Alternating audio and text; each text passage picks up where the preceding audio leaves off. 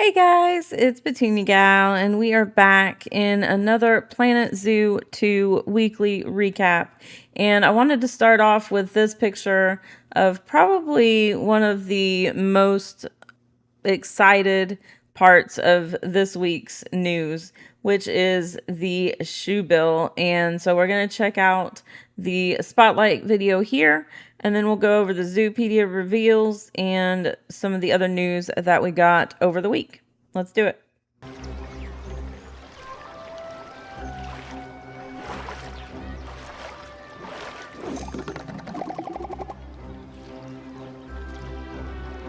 Meet the Shoebill, the majestic giant of the African wetlands.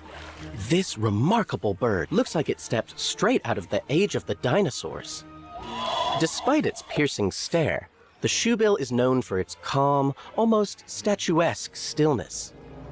Then, just when you least expect it, they will greet one another with their iconic bill clatter. A moment that never fails to spark awe for your guests. Their peaceful nature makes them ideal for serene viewing areas, where guests can appreciate their beauty without overwhelming them. And when it comes to family life, Shoebills are very devoted parents. They typically raise one chick at a time and tend to their young while they are nest-bound.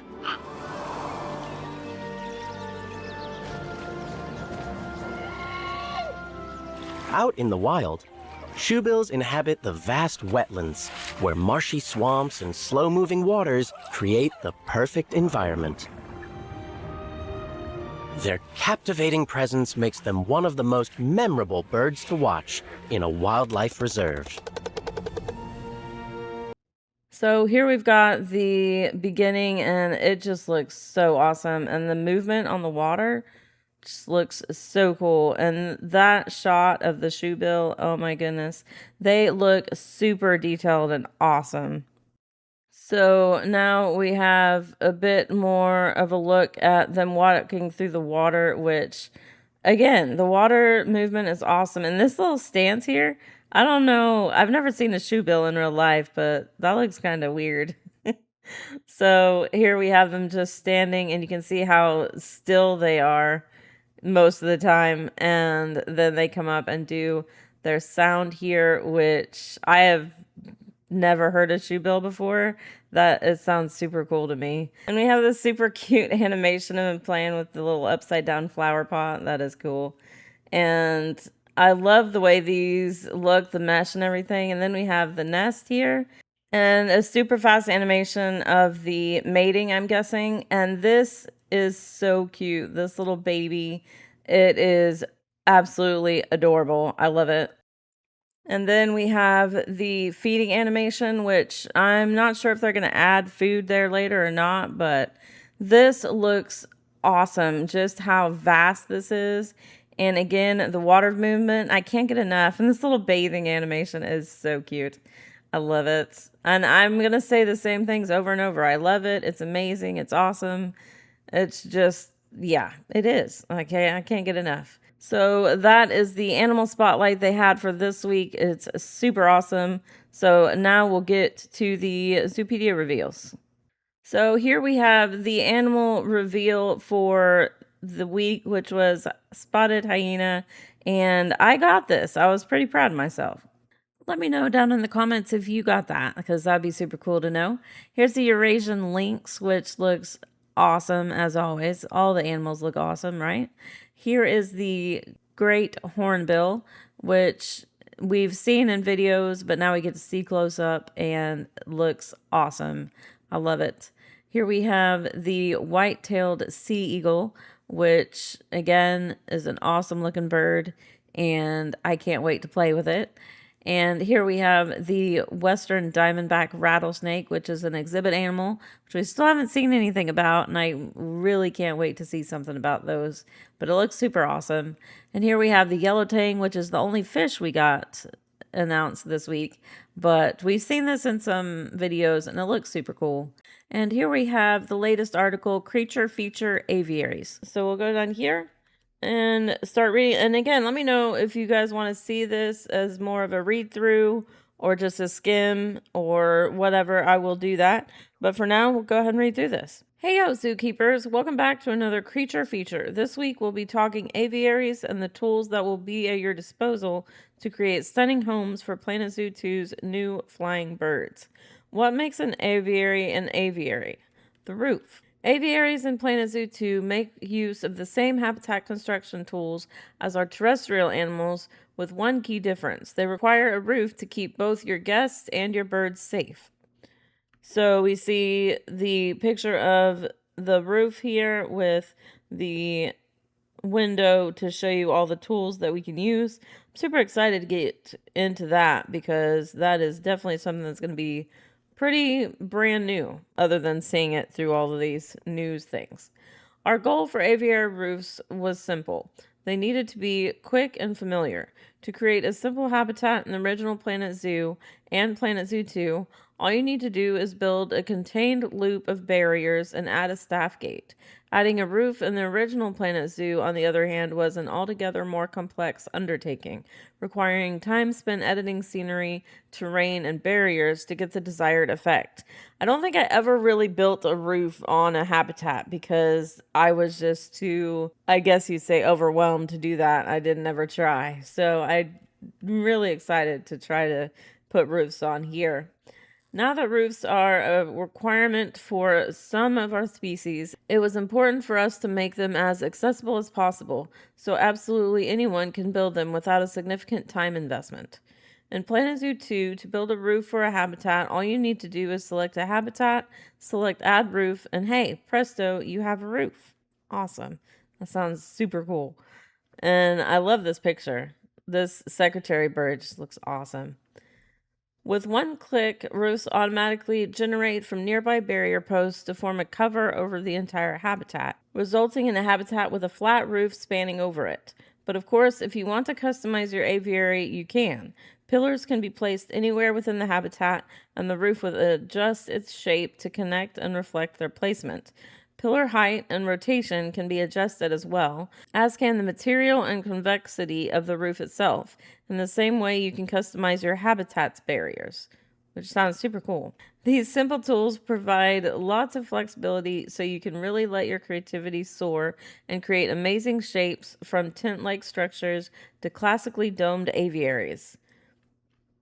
Creature comforts. Once you have your aviary, it's time to welcome some flying birds to their new home. For the most part, birds have very similar requirements to the other animals in Planet Zoo 2, including needs for enrichment items, access to food and water, and a suitable environment. Flying birds will also need access to nesting sites to breed, lay eggs, and raise their young, which sounds super cool. It means that we'll have baby birds. I'm hoping we'll have more babies of other species, and there'll be at least 2 stages, a baby and a juvenile, but we'll see. I can't wait to check it out. Nests can be placed around an aviary for birds to use, with a wide range of options which are suitable for different types of birds and their nesting preferences. These include options for arboreal birds such as cavity nests and cup nests, as well as for waders or more ground-based species such as water platforms and mud nests. Cavity nests even come with a dedicated camera, so you can check in on any eggs or fledglings whenever you want, which I am definitely going to be doing that, right? Of course, another area where flying birds differ from other species in Planet Zoo 2 is their requirement for appropriate flying space. Each species of bird has different requirements for how much space they'll need to comfortably stretch their wings. So it will be crucial that you build aviaries that are suitable for their inhabitants. And so we have the animal spotlight we just watched, which is super cool. Luckily, as with terrestrial species and their habitat space requirement, keeping track of the flying space your birds require is simple. The Zoopedia provides you with each animal's requirements, and your aviaries will also display their flyable area through the info panel. Once you've welcomed some birds into your habitat, you can also check their welfare to see if you need to add any additional flying space, such as increasing the height of your roof or expanding the habitat. And I can't get enough of these little owls. They are so cute. Many birds are social animals that are comfortable living alongside other species of birds and terrestrial animals, which we've reflected in Planet Zoo 2 by enabling cohabitation between some species. Not every bird is the same, though, so you'll have to refer to the Zoopedia when building your aviaries to make sure all the inhabitants are happy with each other's company. While some birds can be shy and need plenty of space, others are even gregarious enough to allow guests to walk through their aviaries. This can be achieved by simply adding a guest gate and path through their aviary, enabling guests to stroll around and see these amazing birds up close, which sounds super awesome. And then we have the frequent flyers you can go back and watch. We've already seen that in the past video. New heights. Aviaries bring lots of fantastic new options and verticality for you to explore in Planet Zoo 2, but they come wrapped in a package that will be familiar and accessible for all players, whether you're new to the series or a returning veteran zookeeper. Speaking of letting your creativity soar, we'll be back soon to take a closer look at all the creative tools coming in Planet Zoo 2 this October. So here is a bit of a Facebook ad campaign that they did, and it just shows some stuff. We got the scenery brush, which is super cool again. Got some rocks here that they're placing down, and again, the scaling tool. And we've got this kind of shelter, and then it shows some of the hippo, and look at that water, how it's just moving around the hippo. That's awesome. And here we see the red panda, and this animation is super awesome. And then they show some water placement and some scaling, which I am super excited to try. More of the scenery brush, which just looks awesome. Some of the placement of the enrichment, and this is super cool again. I like that panda climbing right here. So cool. And then we have a look at the penguins here and some of the other stuff they have to do with this water area here that they came up with, other than the water pipe. Looks pretty cool. And just the waddling animation is so cute. Here we have the toy enrichment. And that can be pretty small for them to swim through, which is super awesome. I like the idea that we can make it kind of smaller, and it looks a lot less of the traversable area than last time. And here we have the awesome Stravinsky's horse that they kind of teased here with this super cute animation for the rubber chicken. And they're just playing around with that like crazy. And I really want to see how they play with it in game. I don't know if they are this fast at it or not, but the Stravinsky's horse is returning to the game, which is super awesome. And that's all we got. So I hope you guys did enjoy this look at the Planet Zoo news from the last week. And I hope you guys are enjoying these. Let me know what you think down in the comments. Also, if you did enjoy, definitely hit that thumbs up. Also, hit that subscribe button and the bell to get notified of videos as they come out. If you have any questions, comments, tips, anything like that, leave those down below in the comment section. Love seeing those, and we'll get back with you as soon as I can. And until next time, I hope you have a super blessed night or day wherever you are, and I hope to see you in the next one. Thanks for watching. Bye, guys.